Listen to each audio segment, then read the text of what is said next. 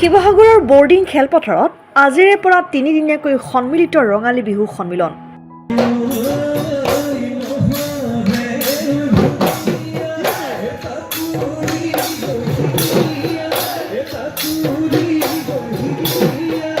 তিনিদিনীয়া এই বিহু সন্মিলনৰ কাৰ্যসূচীৰ অন্যতম আকৰ্ষণ আছিল আন্তঃবিদ্যালয় বিহু হুঁচৰি প্ৰতিযোগিতা। বিহু সন্মিলনক কেন্দ্ৰ কৰি শিৱসাগৰ নগৰত এক উৎসৱমুখৰ পৰিৱেশ। শিৱসাগৰ নগৰৰ বৰ্ডিং খেলপথাৰত আজিৰে পৰা ২৯ সংখ্যক সন্মিলিত ৰঙালী বিহু সন্মিলন অনুষ্ঠিত হৈছে।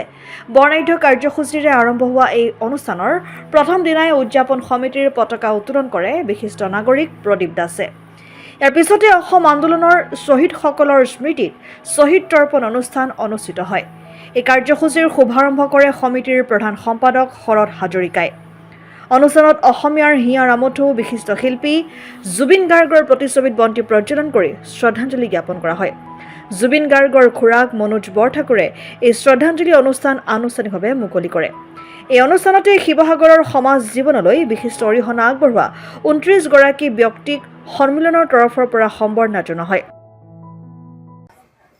২৯ সংখ্যক শিৱসাগৰ সন্মিলিত ৰঙালী বিহু সন্মিলন আজিৰে পৰা ঐতিহ্যমণ্ডিত বৰ্ডিং খেলপথাৰত আৰম্ভ হৈছে। ইতিমধ্যে পুৱাৰ পতাকা উত্তোলন কাৰ্যসূচী, শ্বহীদ তৰ্পণ কাৰ্যসূচী, স্মৃতি তৰ্পণ কাৰ্যসূচী আৰু তাৰ পিছতে আমাৰ প্ৰাণৰ শিল্পী জুবিন গাৰ্গৰ পবিত্ৰ সোঁৱৰণত আমি শ্ৰদ্ধাঞ্জলি অনুষ্ঠান আমি আয়োজন কৰিলোঁ। আৰু খন্তেক সময়ৰ আগতে আমি শিৱসাগৰ তথা অসমৰ সমাজ জীৱনৰ বিভিন্ন ক্ষেত্ৰৰ বিশেষ কিছু ব্যক্তিক আমি সম্বৰ্ধনা জ্ঞাপন কৰিলোঁ।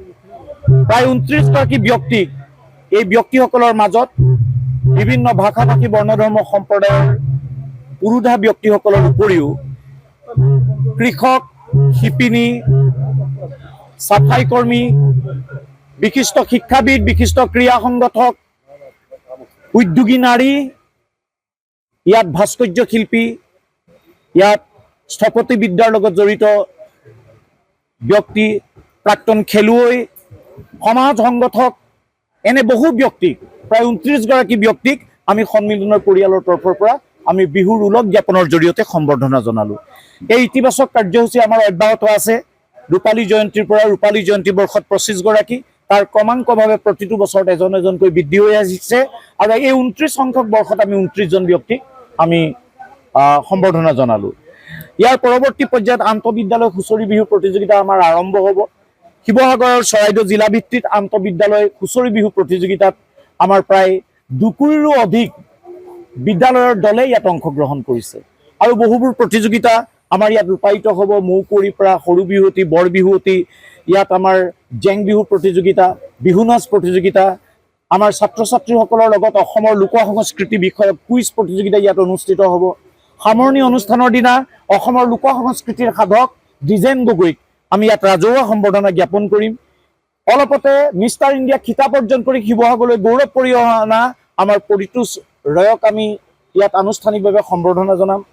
আৰু আমি এই ক্ষেত্ৰ যিহেতু এই সন্মিলনৰ পৰিয়ালটোৰ লগত বিগত সময়ছোৱাত এই ২৯টা বৰ্ষত আমাৰ প্ৰায় ছবাৰ জুবিন গাৰ্গ ডাঙৰীয়া আমাৰ ইয়াত অনুষ্ঠান পৰিৱেশন কৰিবলৈ আহিছিল।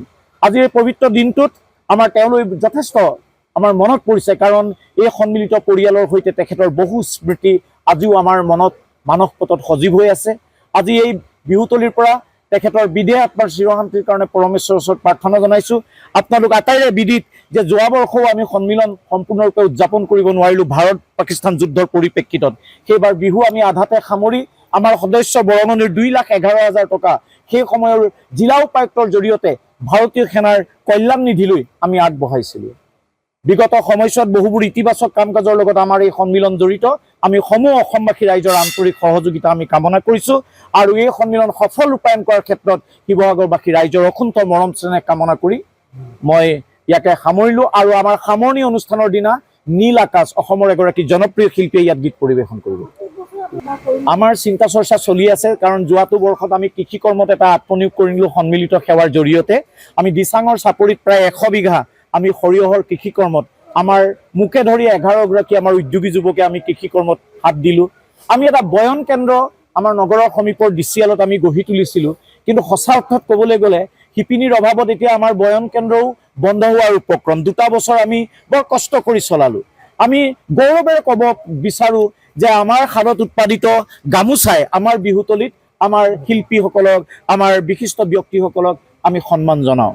আমি আশা কৰিছোঁ যে ভৱিষ্যতৰ দিনত আৰু বহুবোৰ ইতিবাচক কাম কাজ কৰাৰ ক্ষেত্ৰত আমাৰ পৰিকল্পনা থাকিব। News desk report N24 Assam.